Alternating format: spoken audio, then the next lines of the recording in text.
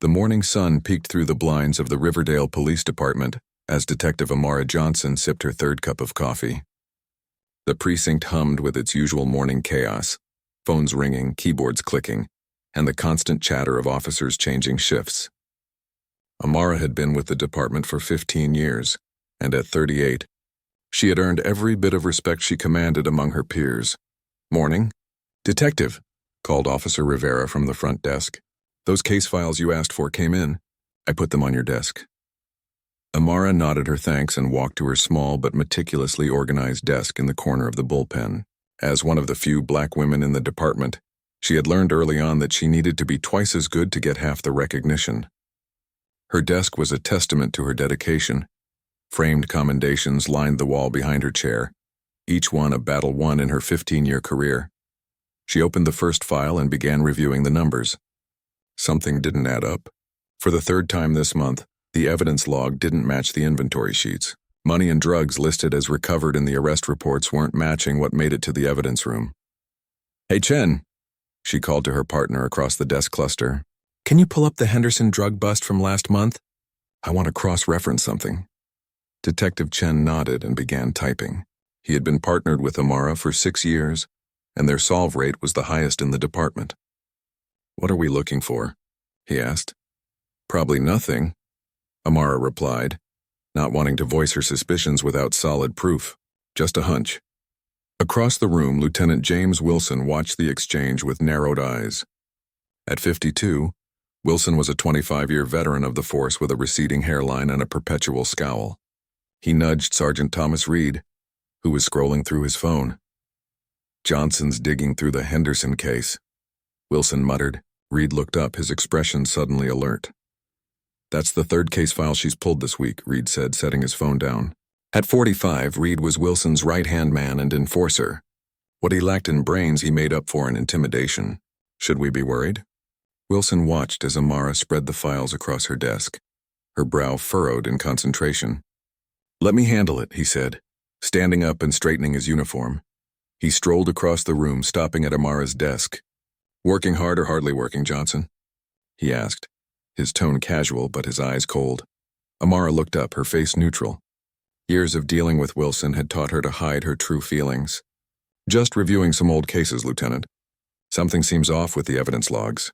Wilson's smile didn't reach his eyes. "Don't waste your time. Those cases are closed. We've got new ones piling up. The chief wants results, not reopened cases." "I understand, sir," Amara replied, not backing down. "But if there's a procedural issue with how we're logging evidence, it could compromise future cases." Wilson leaned closer, dropping his voice. "Look, Johnson, you're a good detective. One of our best.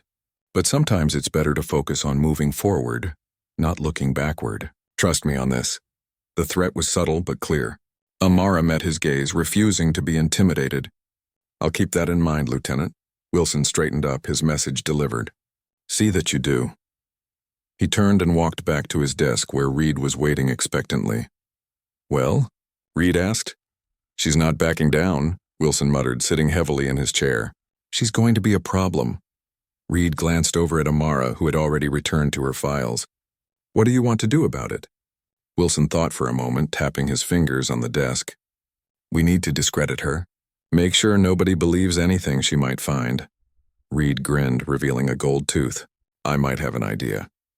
Later that afternoon, Wilson and Reed sat in Wilson's car outside the county courthouse. They were waiting for Judge Harold Klein to finish his last case of the day. "Are you sure this is necessary?" Reed asked, fidgeting with his watch. "Maybe we could just transfer her to another precinct." Wilson shook his head. "Too risky. Johnson's smart. If she connects the dots and takes it to Internal Affairs or the FBI, we're done. We need to destroy her credibility completely." The courthouse doors opened and Judge Klein emerged. At 60, he was a tall, thin man with silver hair and wire-rimmed glasses that gave him an air of scholarly authority. The public respected him. Only a select few knew that his judicial robes hid a man deeply in debt from years of gambling. "There he is," Wilson said, starting the car. They pulled up alongside the judge as he walked to his car. "Need a ride, Your Honor?" Wilson called out. Judge Klein looked around cautiously before getting in the back seat. "This better be important," Klein said, his voice tense.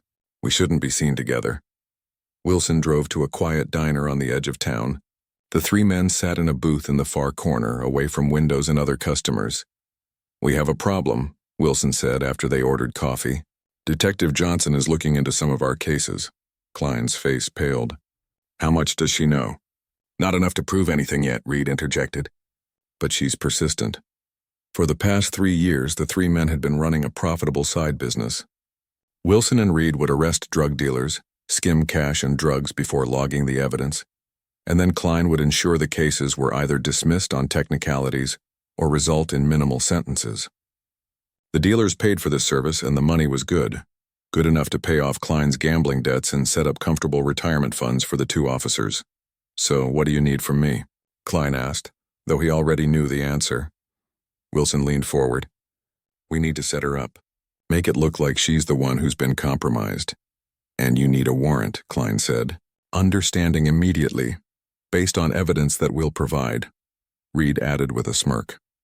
The judge sighed, removing his glasses to rub the bridge of his nose. "This is a big step. Framing another officer." "We've covered for you for 3 years," Wilson reminded him. "Paid off your bookies when they came looking. This isn't the time to develop a conscience." Klein put his glasses back on, his decision made. "What's your plan?" Back at the station the next morning, Amara continued her investigation. She had created a spreadsheet tracking discrepancies across 12 different drug busts over the past year. All of them had been overseen by either Wilson or Reed, and all had gone through Judge Klein's courtroom. In each case, the documented street value of the seized drugs was significantly higher than what was logged into evidence. The pattern was becoming clear. "Find anything interesting?" Chen asked, rolling his chair over to her desk. Amara hesitated. Chen was her partner and friend, but she wasn't ready to share her suspicions yet. Not until she had irrefutable proof. "Just trying to clean up some paperwork," she said. "You've been at it for days," Chen observed. "That's a lot of paperwork," Amara smiled. "You know me. I like things by the book." Chen nodded, but his eyes showed concern. "Just be careful, okay? You've been getting some looks from the brass." "I appreciate the warning," Amara said. "But if something's wrong, we have a duty to fix it." Across the room, Wilson watched the exchange. He turned to Reed. "Time to move. She's not letting this go." Reed nodded and left the room, phone in hand. 20 minutes later, he returned with a small flash drive. "It's done," he said quietly. "My buddy in tech set everything up. Text messages, bank records, photos, all linking Johnson to Darnell Taylor. Darnell Taylor was a mid-level drug dealer they had arrested 3 months ago. Instead of the usual arrangement, they had pushed for maximum charges when Taylor refused to pay for their services. He was currently awaiting trial. "And Taylor will cooperate?" Wilson asked. Reed smiled coldly. "For a reduced sentence? He'll say whatever we want." The next day, Wilson met Judge Klein in his chambers, handing him the flash drive. "Everything you need is here. Bank deposits that match payment dates from Taylor. Text messages arranging meetings. Photos of them together that look compromising." Klein reviewed the material on his computer, frowning. "This won't hold up under serious scrutiny," he said. "The tech work is amateur at best." "It doesn't need to hold up forever," Wilson explained. "Just long enough to suspend her and destroy her reputation. Once she's labeled as corrupt, nobody will believe her accusations." Klein nodded slowly. "I'll issue the warrant tomorrow. Internal Affairs will handle the arrest." "Already arranged," Wilson confirmed. "Captain Lewis owes me a favor. He'll make sure it's handled quietly." As they finalized their plan, neither man noticed the courthouse janitor pausing outside the door, his ear turned toward their voices. The janitor, an older man named Ray Washington, had known Amara since she was a rookie. He had watched her rise through the ranks, always treating everyone with respect, including the cleaning staff that most officers ignored. Ray moved away from the door, troubled by what he had heard. He didn't understand all the details, but he knew enough. Detective Johnson was in danger, and he needed to warn her. Meanwhile, Amara had just received an email that made her heart race. The position of police chief was opening up as Chief Daniels announced his retirement. The email encouraged qualified officers to apply. Amara stared at her screen, a mix of excitement and determination washing over her. This could be her chance to make real changes in the department, to address the systemic issues she had been documenting. She began working on her application, unaware that across town, 3 men were plotting to destroy everything she had worked for. The wheels were in motion, and the coming days would test Amara in ways she had never imagined. The following morning started like any other for Amara. She arrived at the station at 7:30 a.m., travel mug of coffee in hand, ready to tackle the mountain of paperwork on her desk. She had stayed up late the night before, polishing her application for the chief position until every word felt right. The thought of becoming the department's first black female chief both thrilled and terrified her. "Morning, Detective Johnson," called the desk sergeant. "You're in early again," Amara smiled. "Got a lot to catch up on, Morris." She settled at her desk and opened her laptop, eager to continue her investigation before the day's distractions began. As she scrolled through the spreadsheet she'd created, the pattern looked more obvious than ever. 12 cases, all handled by Wilson and Reed, all with the same judge, all with missing evidence. It was no coincidence. Chen arrived 20 minutes later, setting a fresh coffee on her desk. "Thought you might need a refill. You look like you didn't sleep much?" "Thanks," Amara said gratefully. "I was working on something important." "The chief position?" Chen asked with a knowing smile. Amara looked surprised. "How did you know?" "Everyone knows you should apply," Chen replied. "You're the best detective we have. The department needs someone like you in charge." His words warmed her, but before she could respond, the station's atmosphere suddenly shifted.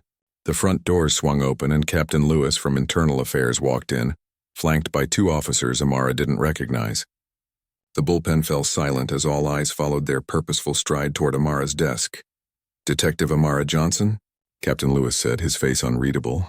Amara stood, a sense of dread washing over her. "Yes, sir. I need you to come with us," he said, his voice formal and cold. Chen stepped forward. "What's this about, Captain?" Lewis ignored him, focusing on Amara. "We can do this quietly or we can make a scene. Your choice, Detective." Amara felt all eyes in the room on her. Her mind raced, but her training kicked in. "Stay calm, don't escalate." "I'll come quietly," she said, maintaining her composure. "But I'd like to know what this is about."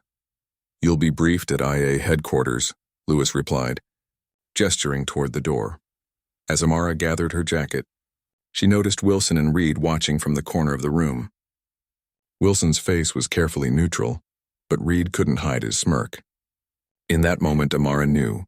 This was their doing. Chen caught her arm as she passed. "Call me when you can," he whispered. "I'll find out what's going on." The ride to Internal Affairs was silent and tense. Amara sat in the back of the unmarked car, her mind working overtime. They couldn't know about her investigation yet. She hadn't shared it with anyone. So what was this about? At IA headquarters, Amara was led to an interrogation room and told to wait. 20 minutes passed before Captain Lewis returned, this time with a thick folder and a stern expression. "Do you know a man named Darnell Taylor?" he asked without preamble. Amara frowned. "The drug dealer from the West Side case? I wasn't the arresting officer, but yes, I know the case." Lewis slid a photo across the table. It showed Amara talking to a man on a street corner. The man's face was clear, Darnell Taylor, but Amara couldn't place the memory. "That's not possible," she said, studying the image. "I've never met Taylor in person." "Really?" Lewis pulled out more photos. Amara and Taylor at a coffee shop. Amara handing something to Taylor in a car. These were taken over the past 6 months. Amara's heart raced. "These are fake. I've never met this man outside of seeing him in the station after his arrest." Lewis ignored her protest and pushed a document toward her. "This is a warrant to search your home, car, and personal belongings." "We've already begun the search." "On what grounds?" Amara demanded, her voice rising despite her efforts to stay calm. "We have evidence that you've been taking bribes from Taylor to compromise cases," Lewis stated flatly. "Text messages, financial records, these photos. It's all very damning, Detective." Amara felt like the floor was dropping beneath her. "This is insane. I've never taken a bribe in my life. This is a setup." "That's what they all say," Lewis replied, unmoved. "We've also spoken to Mr. Taylor. He's been quite cooperative in exchange for consideration in his case." "He's lying," Amara insisted. "Check my bank records." "Check my phone." "You won't find anything because there's nothing to find." Lewis slid another document across the table. "Your bank statements. 5 deposits of $5,000 each over the past 6 months. All cash deposits made at different branches around the city." Amara stared at the paper, her mind reeling. "This isn't my account. I mean, it has my name, but these aren't my transactions. I never made these deposits." The account was opened with your driver's license and social security number, Lewis countered. Your fingerprints are on the signature card. Amara's training as a detective kicked in, helping her think past her panic. Someone had gone to extraordinary lengths to frame her. This wasn't a hasty setup, it was calculated and thorough. I want a lawyer, she said firmly. Lewis nodded as if he'd expected this. Of course. In the meantime, I'm placing you on administrative leave pending the outcome of this investigation.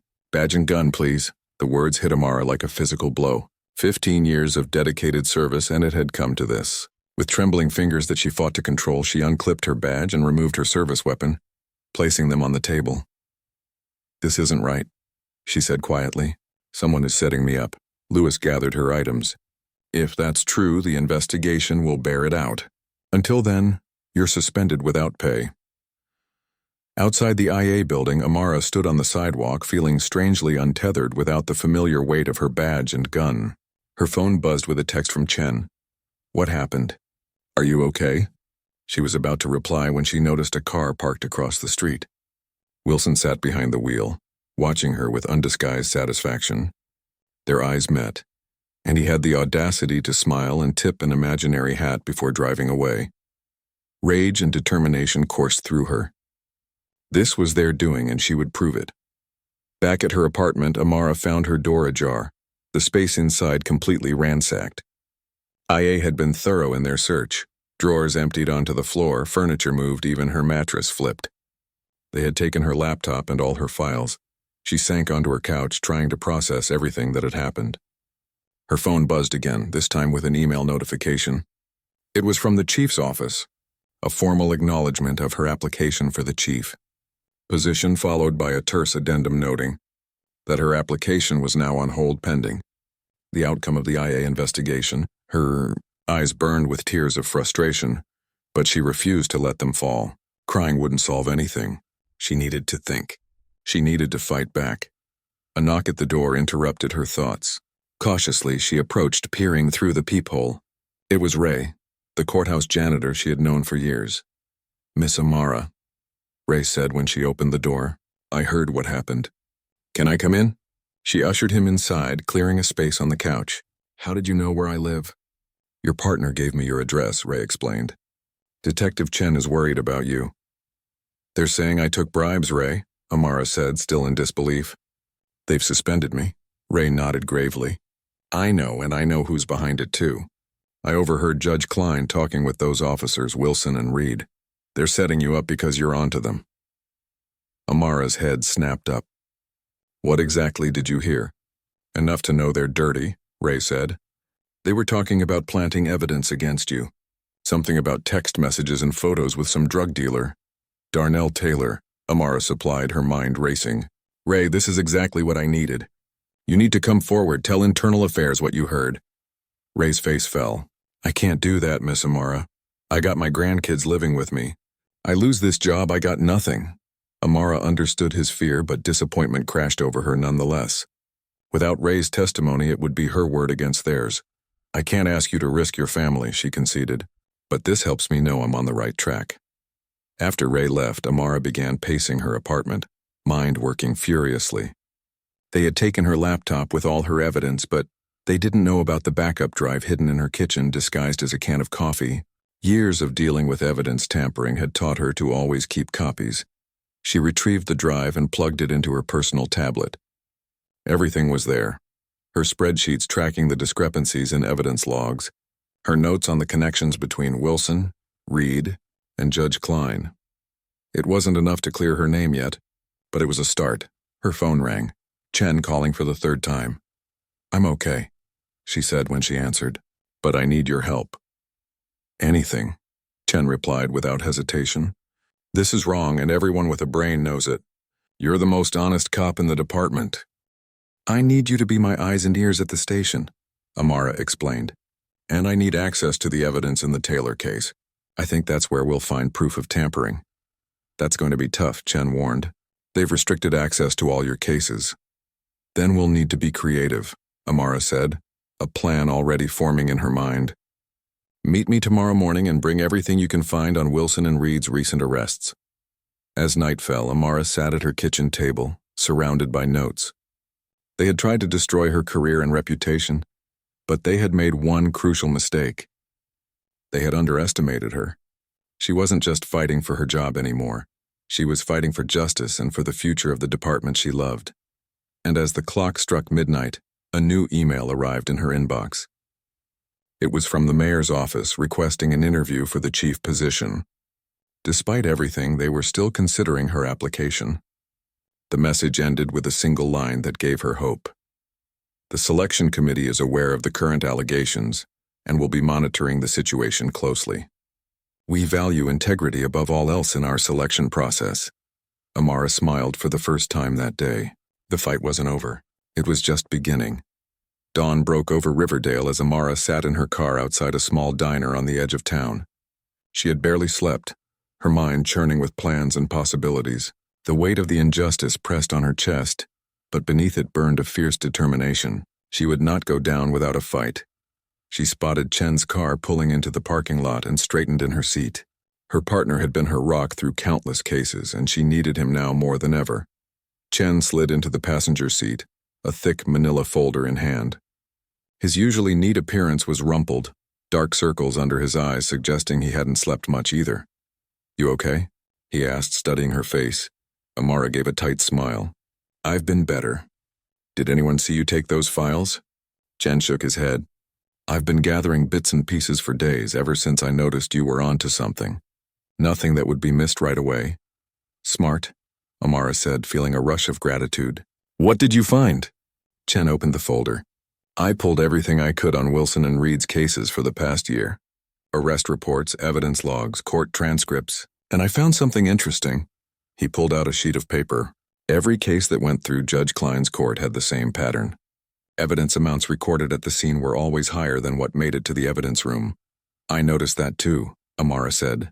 "But that's not enough to prove conspiracy." "No," Chen agreed. "But this might help." He handed her a list of names. "These are all the dealers who got reduced sentences or had their cases dismissed by Klein. I cross-referenced them with visitors' logs at the county jail. 3 days before each court date, Wilson or Reed visited each one." Amara's eyes widened. "They were arranging the bribes." "That's my guess," Chen said. "But we need proof, and we need to figure out how they framed you." Amara thought for a moment. "The Taylor case is our best shot. He's the one they're claiming I took bribes from. If we can prove he's lying." Chen nodded. "I already pulled his visitor log. Wilson met with him 4 times in the past month. The last meeting was 2 days before your arrest. They coached him," Amara said, the pieces falling into place. "Promised him a deal if he testified against me." "Probably," Chen agreed. "But how do we prove it?" Amara tapped the steering wheel, thinking. "We need someone on the inside at the jail. Someone who might have overheard their conversations." Chen smiled slowly. "I might know someone. Officer Patel works in the jail's security office. She oversees the camera systems. Do you think she'd help us?" Amara asked, hope rising. "She's always respected you," Chen said, "and she can't stand Wilson. It's worth a try." 2 hours later, they sat in Officer Patel's small apartment, watching grainy security footage on her laptop. Patel was a petite woman with sharp eyes and a no-nonsense attitude. "I shouldn't be doing this," she muttered, as she fast-forwarded through hours of footage. "If anyone finds out, we'll make sure that doesn't happen," Amara promised. "We just need to see if there's anything unusual in Wilson's meetings with Taylor."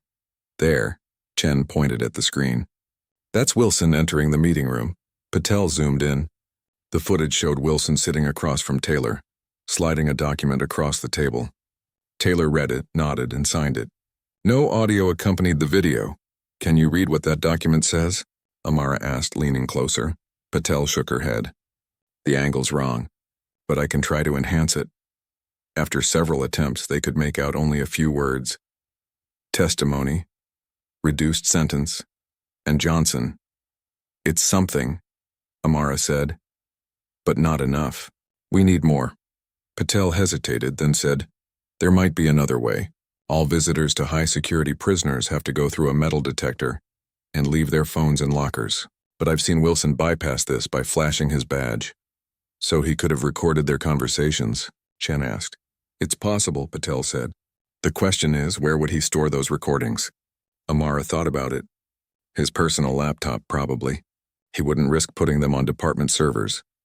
Which means we need access to his laptop, Chen said, frowning. That's not going to be easy. Maybe we don't need the recordings themselves, Amara said slowly. Maybe we just need proof they exist. Later that afternoon, Amara sat in the office of Assistant District Attorney Diane Harper. The ADA was known for her tough stance on corruption and her by-the-book approach to prosecution. If anyone would listen without bias, it would be her. I appreciate you meeting with me, Amara said as she laid out her evidence. I know how this looks. Harper studied the documents, her expression neutral. You're asking me to believe that 2 decorated officers and a respected judge are involved in a bribery scheme, and they framed you when you got too close. I know it sounds far-fetched, Amara admitted. But the evidence is there if you look for it. Harper leaned back in her chair. Detective Johnson, I've worked with you for years. You've always been thorough and honest. But what you're bringing me isn't enough for a warrant. Amara's heart sank. What would be enough? Direct evidence of tampering, Harper said. Witness testimony, something that directly links them to framing you. The jail footage, Amara started, shows an officer meeting with a prisoner. Harper interrupted. There's nothing illegal about that. Amara took a deep breath. What if I told you there might be recordings of Wilson coaching Taylor on what to say about me? Harper's eyebrow raised. That would certainly be interesting. Do you have these recordings? Not yet, Amara admitted. But I have reason to believe they exist on Wilson's personal laptop. Harper shook her head. I can't get you a warrant based on a hunch. It's more than a hunch, Amara insisted. Officer Patel saw Wilson bring his phone into meetings with Taylor, which is against jail protocol. Still circumstantial, Harper said. Then she paused, seeming to consider something. However, there might be another angle we could pursue. I'm listening, Amara said eagerly.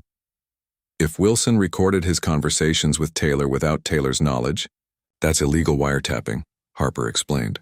If we could get Taylor to confirm he didn't know he was being recorded. You want me to talk to Taylor? Amara asked, surprised. He's the one who's lying about me taking bribes. He's also the weak link, Harper pointed out. If Wilson and Reed promised him a deal that hasn't materialized, he might be feeling nervous, especially if he learns he was recorded without consent. Amara nodded slowly, understanding the strategy. And if Taylor confirms the recordings exist, that gives you cause for a warrant. Exactly, Harper said. But you'll need to be careful. You can't approach Taylor directly while you're under investigation. I might know someone who can help with that, Amara said, thinking of Ray. The next day, Ray Washington wheeled his janitor cart into the visitation area of the county jail. No one gave him a second glance as he mopped the floors and emptied trash cans. When the guards changed shifts, he slipped a note to Taylor through the food slot in the visitation booth. The note was simple. Wilson recorded your meetings. If he goes down, you'll be the fall guy. Meet with Detective Chen tomorrow to learn more. That evening, Amara and Chen waited anxiously for news. Finally, Chen's phone rang. Taylor's requesting to meet with me, he said after hanging up. He's claiming to have information about an ongoing investigation. Amara felt a surge of hope. Our plan is working. What did Harper say? She'll have a stenographer present to record his statement, Chen replied. If he confirms the recordings exist and that Wilson coached him to lie about you, she'll request warrants for Wilson's devices and residence. And if we find those recordings, Amara began, we'll have proof of the frame-up, Chen finished. The next morning, Amara paced her apartment waiting for news from Chen. The hours dragged by, each minute feeling like an eternity. Finally, at nearly 2 p.m, her phone rang. Taylor talked, Chen said without preamble. He admitted, Wilson promised him a reduced sentence in exchange for false testimony against you. He also confirmed Wilson recorded their conversations and showed him the recordings to help him practice his story. Amara felt a wave of relief. Did Harper get the warrants? Better, Chen replied, and she could hear the smile in his voice. She got Judge Rodriguez to sign them, not Klein. They're executing them right now. What about my case? Amara asked. Captain Lewis is reopening the investigation, Chen said. The charges haven't been dropped yet, but Harper thinks they will be once we find those recordings. Amara felt tears spring to her eyes. Thank you, Chen. I couldn't have done this without you. Don't thank me yet, he cautioned. We still need to find those recordings. Later that evening, Chen arrived at Amara's apartment with a bottle of wine and news. They found the recordings, he announced as she let him in. They were encrypted on Wilson's laptop, but tech got through it. 5 separate meetings with Taylor, all recorded without his knowledge or consent.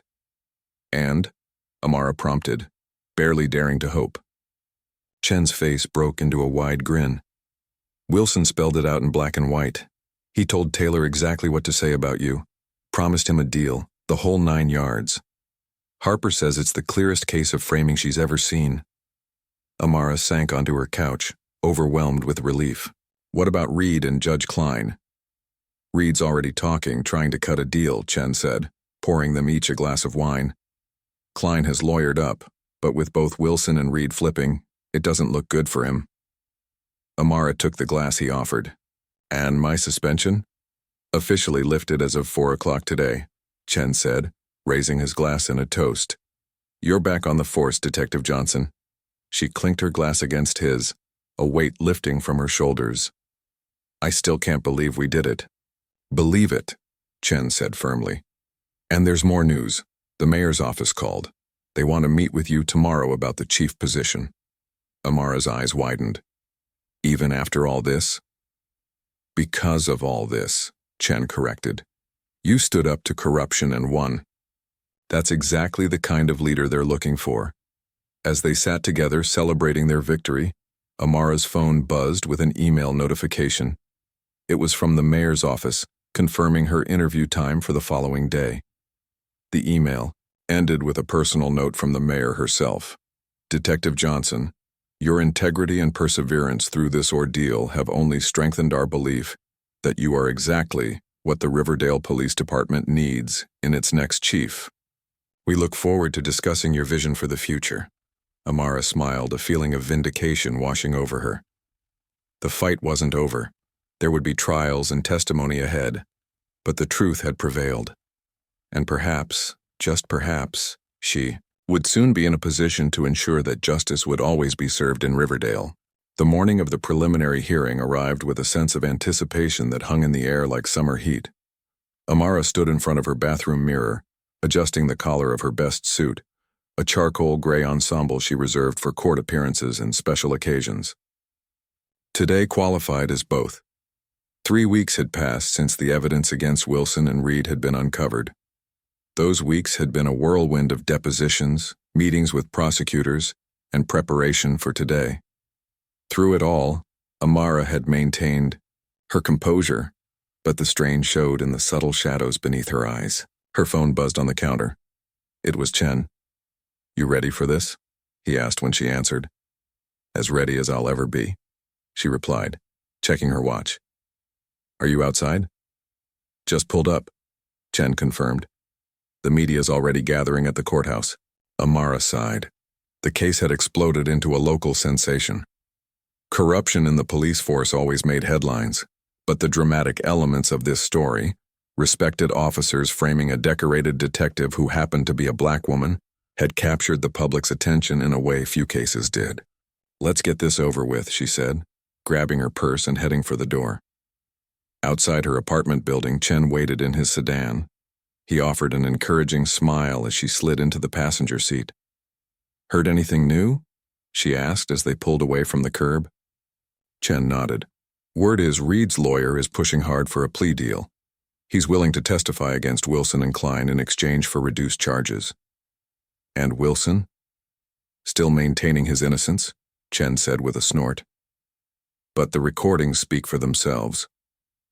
They drove in silence for a few minutes, the weight of the day ahead settling between them. Finally, Amara spoke. Did you hear anything about the chief position? Chen glanced at her. Only that they've delayed the final decision until after today's hearing. Makes sense. They want to see how this plays out. Or if it plays out at all, Amara said quietly. Despite the evidence, she couldn't shake the worry that somehow Wilson, Reed, and Klein would escape justice. She'd seen too many guilty people walk free over the years. The courthouse came into view, its stone steps crowded with reporters and cameras. Amara took a deep breath, steeling herself for the gauntlet ahead. I'll be right beside you, Chen promised as they parked. Just keep your head up and don't give them anything. They made their way through the press, ignoring the shouted questions and camera flashes. Inside, the courthouse bustled with activity. Lawyers hurried down hallways, clutching briefcases and files. Court officers directed traffic, their faces stern and professional. Assistant District Attorney Harper waited for them outside courtroom 3, her expression serious but confident. "Detective Johnson, good morning." She greeted Amara with a firm handshake. "Ready for today?" "As ready as I can be," Amara replied. "Any last-minute developments I should know about?" Harper glanced around to ensure they wouldn't be overheard. "Judge Klein has recused himself, obviously. Judge Patterson will be presiding." "Patterson?" Chen interjected. "He's tough but fair." "That's good news." Harper nodded. "There's more. Wilson's lawyer reached out this morning. He's feeling the pressure and might be willing to cooperate if we offer a deal." Amara frowned. "After everything he did, he wants a deal?" "It would strengthen our case against Klein," Harper pointed out. "And frankly, Klein is the bigger fish. A corrupt judge can do more damage than corrupt officers." Before Amara could respond, the courtroom doors opened, and people began filing in. The three of them moved with the crowd, finding seats near the front. The courtroom filled quickly. Media representatives claimed the back rows while various police officers and courthouse staff occupied much of the remaining space. Amara spotted Ray, the courthouse janitor, slipping quietly into a corner seat. He gave her a small nod of encouragement. At precisely 9 a.m., the bailiff called the court to order, and Judge Patterson entered. He was a tall man with silver hair and glasses, known for running an efficient courtroom and having zero tolerance for nonsense. "Be seated," he instructed, settling behind the bench. "We're here for the preliminary hearing in the matter of State versus Wilson, Reed, and Klein. Are all parties present?" The lawyers confirmed they were ready to proceed. Amara watched as Wilson and Reed were led in from a side door. Both wore suits instead of uniforms, looking diminished without their badges. Judge Klein entered separately, his usual judicial robes replaced by an expensive but conservative suit. None of the men made eye contact with Amara. Harper stood to present the state's case. "Your Honor, the evidence will show that Lieutenant James Wilson and Sergeant Thomas Reed systematically abused their positions as law enforcement officers. They skimmed evidence, primarily drugs and cash, from arrests. They then enlisted Judge Harold Klein to ensure these cases resulted in minimal sentences or dismissals, in exchange for payments to cover the judge's gambling debts." She continued, outlining the conspiracy with precision. When Detective Amara Johnson began noticing discrepancies in evidence logs, these three defendants conspired to frame her, manufacturing false evidence and coercing a witness to provide false testimony against her. As Harper spoke, Amara observed the three defendants. Wilson sat stone-faced, his posture rigid. Reed looked nervous, his eyes darting around the courtroom. Klein stared at the table in front of him, his expression unreadable. "The state is prepared to present substantial evidence," Harper concluded, "including recorded conversations where Lieutenant Wilson explicitly coaches a witness to provide false testimony against Detective Johnson." Judge Patterson nodded. "Thank you, Ms. Harper." "Defense?" Wilson's lawyer rose first, a slick man in an expensive suit. "Your Honor, my client maintains his innocence. We contend that these recordings were taken out of context and that Detective Johnson has orchestrated this entire affair in retaliation for an internal affairs investigation into her own misconduct." Reed's lawyer took a different approach. "My client acknowledges his role in these events but was acting under the influence and direction of Lieutenant Wilson, who was his superior officer. Sergeant Reed is prepared to cooperate fully with the prosecution." Klein's lawyer, a distinguished woman with gray hair, stood last. "Your Honor, Judge Klein categorically denies all accusations. His association with the other defendants was purely professional and within the bounds of proper judicial conduct." Judge Patterson listened to each statement without comment. When the lawyers finished, he reviewed some notes before addressing the courtroom. "I've reviewed the evidence presented thus far, and I find there is sufficient cause to proceed to trial for all three defendants. Bail will continue as previously set." He shuffled some papers on his desk. "Now, before we adjourn," the courtroom doors suddenly opened, interrupting the judge. All heads turned as the mayor entered, followed by two men in suits who Amara recognized as FBI agents. The mayor was an imposing woman in her 60s, known for her no-nonsense approach to city governance. Judge Patterson looked surprised, but quickly regained his composure. "Madam Mayor, this is unexpected. May I ask the reason for this interruption?" The mayor approached the bench. "My apologies for the interruption, Your Honor, but I have information pertinent to these proceedings that cannot wait." Judge Patterson gestured for her to continue. The mayor turned to face the courtroom. "As of this morning, the FBI has expanded its investigation into judicial corruption in Riverdale.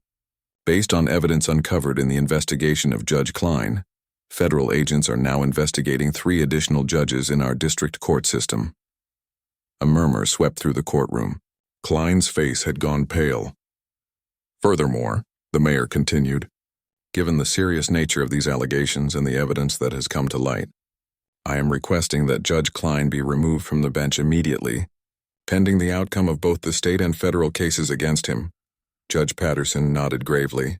"That would fall under the authority of the State Judicial Review Board, but I will ensure your request is expedited, Madam Mayor."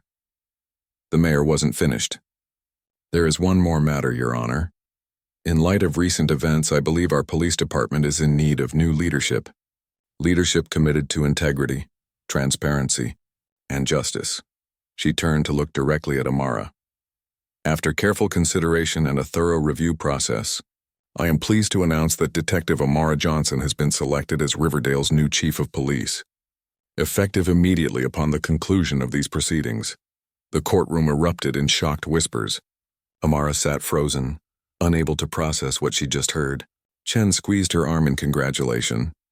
Wilson and Reed stared at Amara, their expressions shifting from confusion to dawning horror as they realized what this meant. Their former target, the woman they had tried to destroy, would now be their boss, assuming they weren't in prison. Judge Patterson banged his gavel to restore order. "Congratulations, Detective, or should I say Chief Johnson. This court offers its best wishes for your new position." He turned his attention back to the defendants. "Given this new information, I'm ordering all 3 defendants to be held without bail until trial. There is significant risk that they may attempt to influence witnesses or tamper with additional evidence." He banged his gavel once more. "Court is adjourned until trial, which will be scheduled for next month." As the courtroom began to clear, Amara remained seated, still processing the sudden turn of events. The mayor approached her, extending a hand. "Chief Johnson, I look forward to working with you. We have much to discuss, but that can wait until tomorrow. Today belongs to justice." "Thank you, Madam Mayor," Amara managed, finding her voice. "I'm honored by your confidence in me." As the mayor turned to leave, Wilson and Reed were being led out in handcuffs. Wilson stopped, looking directly at Amara for the first time that day. "This isn't over," he said, his voice low but clear. Before Amara could respond, one of the court officers nudged Wilson forward. "Keep moving," the officer said firmly. Chen leaned close to Amara. "You did it," he said, pride evident in his voice. "You brought them down and came out on top." Amara shook her head slightly. "We did it," she corrected him. "I couldn't have done this alone." As they left the courtroom, reporters swarmed around them, shouting questions about the case and Amara's new appointment. Amara raised a hand for quiet. "I'll make a full statement tomorrow," she told them. "Today I'll just say this. Justice prevailed, but our work is far from over. Riverdale deserves a police department that serves all its citizens with integrity and fairness. As chief, that will be my highest priority." With Chen running interference, she made her way through the crowd and down the courthouse steps. The sun was shining, and for the first time in weeks, Amara felt like she could breathe freely again. The road ahead wouldn't be easy. Earning the trust of the department and the community would take time. But today, at least, was a victory worth savoring. The morning sun streamed through the windows of the chief's office, her office now. Amara stood by the large oak desk, running her fingers along its polished surface. After 20 years of service, former Chief Daniels had left his mark on this room. Pictures of him with mayors and governors lined the walls. Plaques and awards filled the shelves. It felt strange to stand here knowing this space now belonged to her. A knock at the door interrupted her thoughts. "Come in," she called. Officer Rivera poked her head in. "The staff is assembled in the conference room, Chief Johnson." "Whenever you're ready, Chief Johnson." The title still felt foreign on her ears. It had been 2 days since the courtroom revelation, and Amara had spent most of that time in meetings with the mayor, the city council, and various department heads. This morning would be her first official address to the officers under her command, many of whom had watched her being led away in disgrace just weeks ago. "Thank you, Rivera. I'll be right there." Alone again, Amara took a deep breath and straightened her uniform. The chief's uniform was different from the detective's attire she'd worn for years, more formal, with additional insignia denoting her rank. She had considered wearing a suit instead, but decided the uniform sent a stronger message. She was not just an administrator. She was one of them, a cop committed to the job and the oath they had all taken. The walk to the conference room felt longer than usual. Officers stood aside as she passed, some offering congratulations, others simply watching with uncertain expressions. Amara understood their hesitation. Her appointment had been sudden, and the department was still reeling from the scandal. Trust would take time to build. The conference room fell silent as she entered. Every seat was filled with additional officers standing along the walls. Amara recognized faces from every division: patrol, detectives, traffic, community outreach. Chen sat near the front, giving her an encouraging nod. Making her way to the podium, Amara surveyed the room. These were her officers now. Their futures, their careers, the safety of Riverdale, all of it rested partly on her shoulders. The responsibility was enormous, but she felt ready for it. "Good morning," she began, her voice steady. "I know my appointment as chief comes at a turbulent time for our department. The actions of Lieutenant Wilson, Sergeant Reed, and Judge Klein have cast a shadow over all of us. Many of you are wondering what happens next, and that's what I want to address today." She paused, making eye contact with various officers around the room. "First, let me be clear. The vast majority of the men and women in this department are dedicated, honest officers who serve this community with integrity every day. The corruption we uncovered was limited to a few individuals, not a reflection of this department as a whole." Some of the tension in the room seemed to ease slightly. "That said, we have work to do. Public trust has been damaged, and it's our job to rebuild it. Starting today, we're implementing new procedures for evidence handling, case review, and internal oversight." She outlined the changes: body cameras for all officers, regular audits of evidence logs, a new anonymous tip line for officers to report concerns, and community review boards for use of force incidents. These changes aren't punitive, she emphasized. They're protective, designed to protect both the public and you, the officers who serve them. Good cops have nothing to fear from transparency and accountability. A hand went up in the middle of the room. Officer Benson, a 20-year veteran known for his straightforward manner. "Yes, Officer Benson?" Amara acknowledged him. "With all due respect, Chief, these changes sound expensive. Is the city providing additional funding, or are we expected to do more with less again?" It was a fair question, and typical of Benson to ask what others were thinking. "The mayor has committed to a 10% increase in our operational budget," Amara replied. "Additionally, we've received a federal grant for the body camera program. I won't ask you to do more without providing the resources you need to succeed."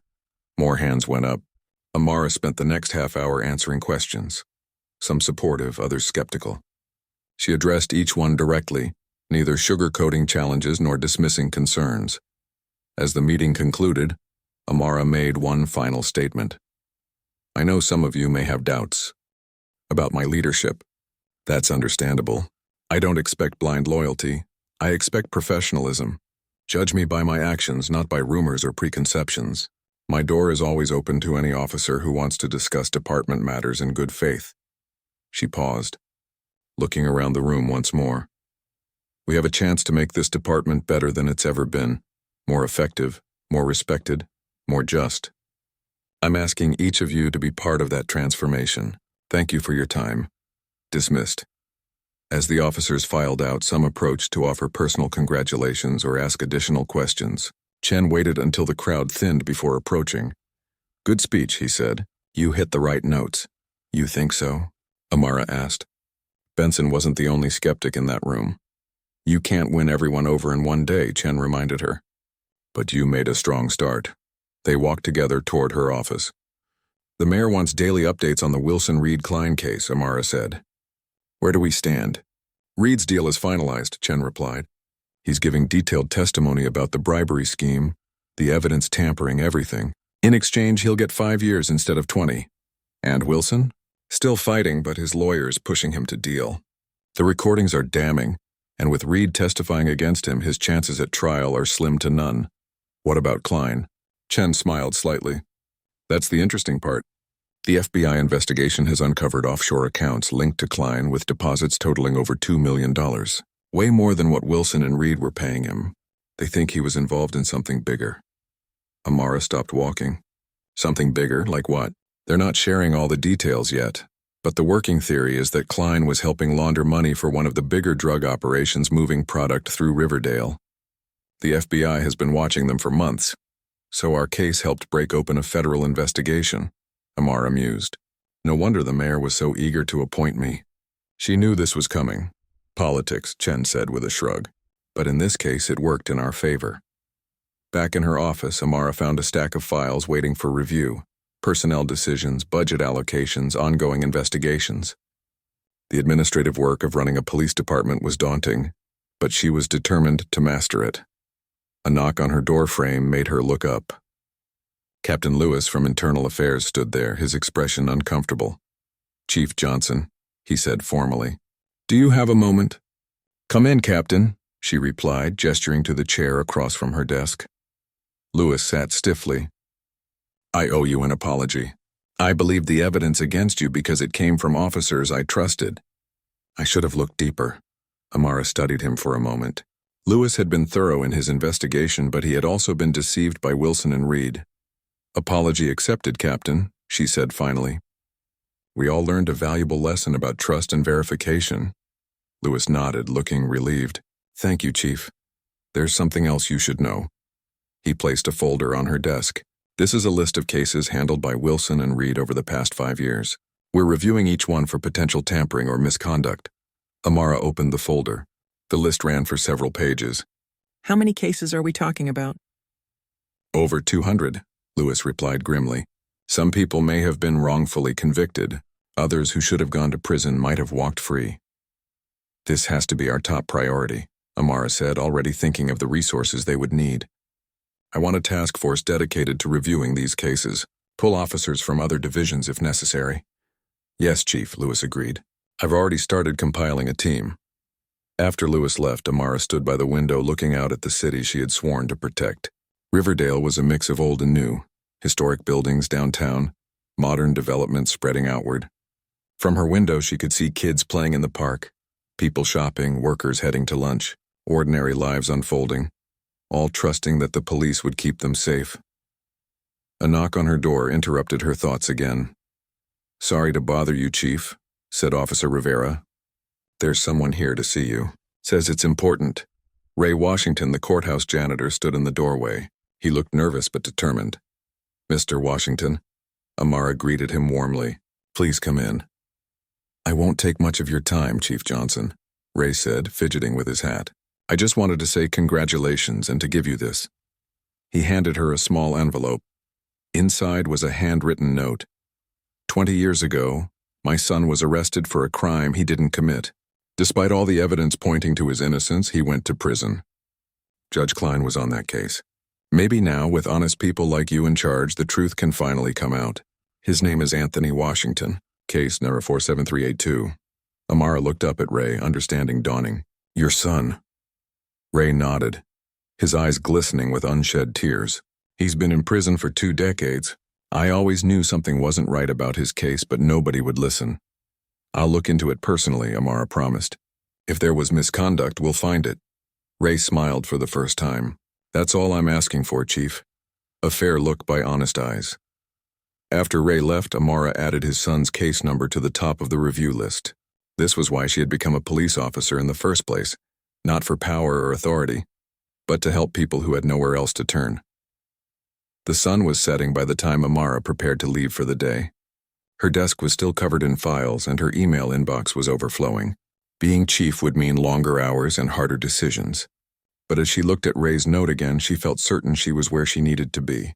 Her phone buzzed with a text from Chen. Courthouse steps, Channel 5 News. You need to see this.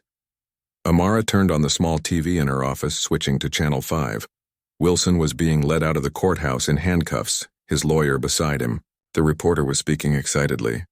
Breaking news as former Lieutenant James Wilson has withdrawn his not guilty plea. Sources say Wilson has agreed to a deal with prosecutors, pleading guilty to evidence tampering, witness intimidation, and conspiracy in exchange for a reduced sentence. The camera zoomed in on Wilson's face. The arrogance was gone, replaced by defeat. He had finally realized he couldn't escape justice. Amara turned off the TV, feeling a sense of closure. Wilson, Reed, and Klein would face consequences for their actions. But the work of healing the department and the community was just beginning. As she gathered her things to leave, Amara noticed a framed photo on the wall. Chief Daniels on his first day, looking young and determined. She wondered if he had felt this same mix of determination and uncertainty when he first sat behind this desk. She took the photo down, placing it carefully in a box with Daniels' other personal items. Tomorrow she would bring in her own picture, not of herself alone, but of her academy graduation class. A reminder that no one does this job alone. Before leaving, Amara took one last look around the office, her office now. The challenges ahead were substantial, but for the first time in weeks she felt hopeful. Justice had prevailed. Not easily, not perfectly, but it had prevailed. And under her watch it would prevail again and again.